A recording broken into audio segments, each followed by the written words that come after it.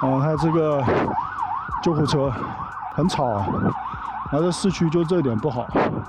救护车很吵，吵死了。如果说是有条件的呢，就住在郊区，买房子住在郊区。它这边呢，怎么说呢？欧洲就是一个小型的美国吧，反正当然跟美国的差异就在于，美国的市中心大部分住的都是，就是说大部分住在市中心的，美国那边北美地区住在市中心大部分都是那种低收入人群，也有很多无家可归的也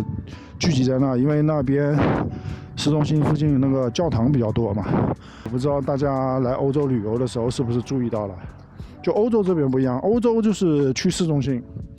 吃喝玩乐都在市中心，就像跟国内一样，也就是它的这种差异吧，这生活差异就跟北美是比较明显的，但是跟中国比起来好像比较接近，所以说中欧在这种生活方式经济形态方面好像共同点都